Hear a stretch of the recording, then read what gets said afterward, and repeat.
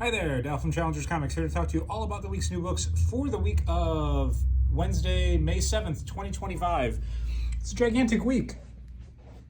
Got a whole bunch of comic books, a lot of graphic novels, and short a handful of stuff from one distributor. It's all here. Everything's here that you'd expect to find on Wednesday, May 7th. Unless, of course, you're looking for Dynamite books, in which case those will be next week because Diamond Comic Distributors is not great. But let's talk about what is great. All these cool books. Like It's Jeff Week, which is the third collection of the It's Jeff Marvel digital strips by Kelly Thompson, Guru Hero, and totally uncredited, now Fuji. This also includes the Gustavo Duarte Jeff Week strips I don't want to say pad out, but it definitely adds to the page count of this issue. If you've read any of the Jeff comics by Kelly Thompson, Guru Hero, which I believe are Eisner Award winning, no reason to miss this one. This is season 3 plus the very cool Gustavo Duarte Jeff Week stuff. We love Kelly Thompson, we love Guru Hero, we love Gustavo Duarte. I love Now Fuji, despite Marvel not crediting them at all for their work on this issue. It's great. 2 new Absolute books this week, Absolute Green Lantern and Absolute Superman. Absolute Green Lantern does a ton to flesh out what Absolute Green Lantern is going to be as a book. I still don't love the art, but the story by Al Ewing is really, really good. Absolute Superman is a origin for Absolute Brainiac. Definitely a surprising origin for this character. Also, it's Jeff Week. I don't know if I mentioned this before. It's the new issue by Kelly Thompson, Guru Hero, Gustavo Duarte, and Now Fuji.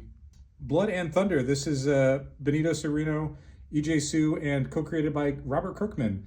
This is a very 2000 AD style sci-fi, gritty, vulgar, funny, weird comic book about a bounty hunter and her talking gun.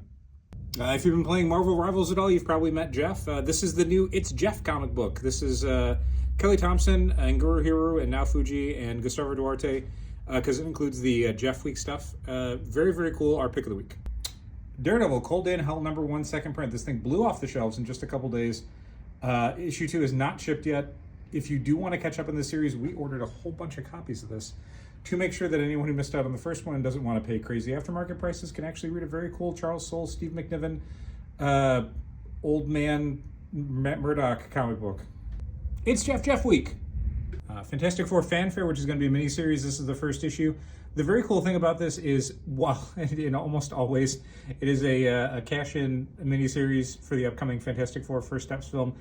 The great thing about this is it's a book that reaches out to really great Fantastic Four comic creators over the years. It's got a Mark Waid, Ramon Rosales lead story. It's got an Andrew Wheeler, Sarah Pichelli closing story. It's got an Alan Davis written and drawn middle story. It's great. If you're a longtime Fantastic Four fan, this is exactly the sort of book you want to read because it is a really great celebration of very cool eras of Fantastic Four. I don't know if the Fantastic Four in It's Jeff Week, but you can tell from the cover it's got Katie Bishop, it's got Gwenpool, it's got the Hulk, Doctor Strange, Iron Man. It's got so much good stuff. Free Planet #1 is a new Image sci-fi series that I have a copy of at home and I plan on reading tonight.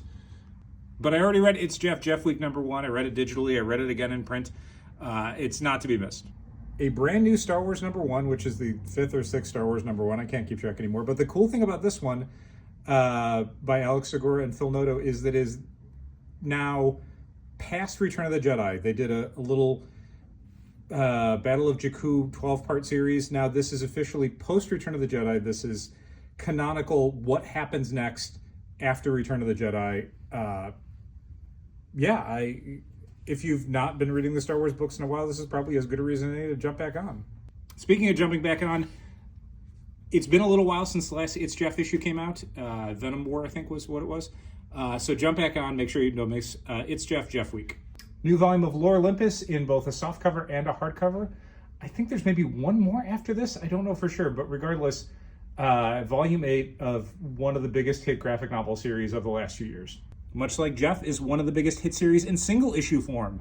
We also got a couple new Marvel Illustrated boxes in this week. One is Hulk Thor by Nick Klein from the Incredible Hulk series, and the other is It's Jeff. This is the very cool Guru Hero cover to the first print of issue 1 of It's Jeff. I have a poster of this. I look at it literally every day before I leave home. It's great. I love Jeff. And I think that's just about it for the week. Again, pretty big week of stuff. Again, we got a whole bunch of cool graphic novels, a lot more comic books, so much stuff. I feel like there's... Oh, right. Sorry. It's Jeff. It's Jeff Week came out. I don't know if I mentioned that. Thanks so much for watching. Keep reading comics.